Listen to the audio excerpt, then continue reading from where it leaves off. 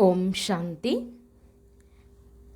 राजयोगी जीवन की आधारशिला ब्रह्मा भोजन इस बुक से हम सभी सुन रहे हैं। आज हम सभी सुनेंगे आदरणीय राजयोगिनी ब्रह्मा कुमारी उषा दीदी, शांतिवन, मधुबन। उन्होंने कहा है, मधुबन का ब्रह्मा भोजन सभी को बहुत स्वादिष्ट लगता है। दीदी जी से प्रश्न पूछे गए। पहला, दीदी ब्रह्मा भोजन का खाने वालों पर क्या प्रभाव पड़ता है? दीदी जी का उत्तर है, मधुबन में हमने अनुभव किया है कि जो भी मेहमान आते हैं और यहाँ बाबा के घर का भोजन स्वीकार करते हैं तो हर एक के मुख से यही महिमा निकलती है कि बहुत स्वादिष्ट है। भले तेल मसाले नहीं हैं।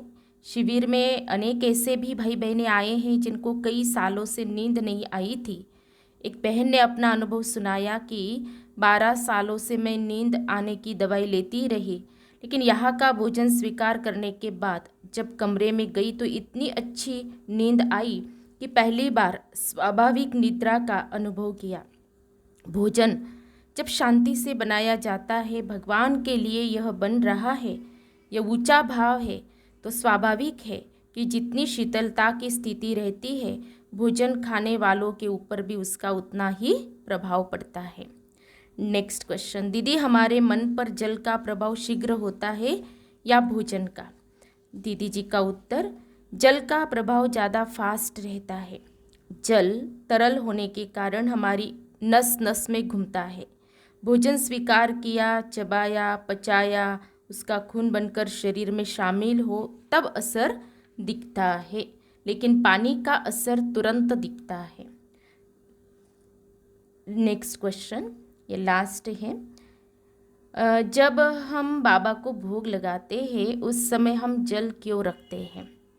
दीदी जी का उत्तर, पानी इसलिए रखते हैं क्योंकि वह चार्ज हो जाता है। पूरा पानी चार्ज हो जाता है और वह अमृत के बराबर हो जाता है।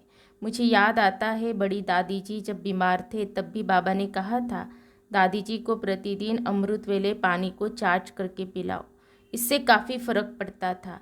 दादी जी को यह इंजेक्शन से भी पावरफुल काम करता है। एक सेंटर पर हम गए तो वहाँ बताया कि रोज़ सुबह अमृत वेले वे बड़ा जग भर के पानी चार्ज करते हैं और रख देते हैं। सेंटर के सामने ही हॉस्पिटल है, उसमें एक नर्स बीके है। एक बार कोई मरीज रिस्पॉन्ड नहीं कर रहा था, बहुत सीरियस हो गया, तो वह नर्स बहन बाबा के घर से जल लेकर गई और उसको पिलाया, तो मरीज एकदम रिस्पॉन्ड करने लगा। लोगों ने पूछा, ऐसा क्या तुमने पिलाया? तो उसने कहा, कुछ खास नहीं, मैं तो वहाँ बाबा के घर से जल लेकर आई थी, वही पिलाया। अभी वहाँ हॉस्पिटल में जब कोई मरीज बहुत सीरियस हो जाता है तो सारे डॉक्टर और सारे नर्सेज के अंदर यह भावना हो गई है कि सेंटर से पानी लेकर आओ और इस मरीज को पिलाओ। सेंटर वाले बताते हैं कि कभी कभी तो हमारा जग दोपहर तक ही ख़त्म हो जाता है। उन्होंने 3 साल से लगातार रखना चालू किया है। आसाम में नलबाड़ी सेंटर की बहन ने बताया, हमारे पास हर रोज़ एक नई समस्या खड़ी हो जाती थी और हम लोग विघ्न फेस करते करते थक गए थे। फिर मधुबन में उनको बताया कि 21 दिन रोज़ अमृत वेले 3 बजे उठो, भोग बनाओ और 4 बजे बाबा को भोग लगाओ। एक मिठाई बनाकर वही भोग लगाओ। भोग लगाकर पानी और भोग नाश्ते में सबको बांट दो। सेंटर की बहनों ने ऐसा ही किया। कोई स्टूडेंट के घर में कोई प्रॉब्लम होती थी तो उसको भी वही प्रसाद देती थी। वे बहनें कहती है कि उसके बाद हमारे सामने कोई प्रॉब्लम नहीं आई। 3 साल हो गए, अमृत वेले रोज़ भोग लगाते हैं। 7 बहनें हैं, हर रोज़ एक बहन का टर्न बनता है। बहनों में भी जो चेंज आया है वो बहुत ही कमाल का है।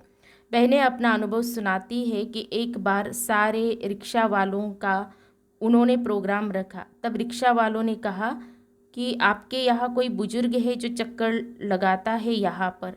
बहनों ने कहा, सेंटर पर तो कोई बुजुर्ग नहीं रहता है। फिर पूछा, कैसे व्यक्ति को देखा आपने? फिर उन्होंने ब्रह्मा बाबा का फ़ोटो पगड़ी वाला देखा तो कहा, दीदी हम 3 बजे पैसेंजर को लेकर इधर से स्टेशन छोड़ने जा रहे थे तो देखा कि यह पगड़ी वाला बाबा घूम रहा था। हम रोज़ भोग लगाते हैं तो सेंटर का वाइब्रेशन ऐसा बन गया है, लोगों को साक्षात्कार होने लगे कि बाबा घूम रहा है। तो बाबा का वास होता ही है। नींद का भी त्याग करके अमृत वेले भोग स्वीकार कराए, उसका बहुत बड़ा महत्व हो जाता है। अच्छा, ओम शांति।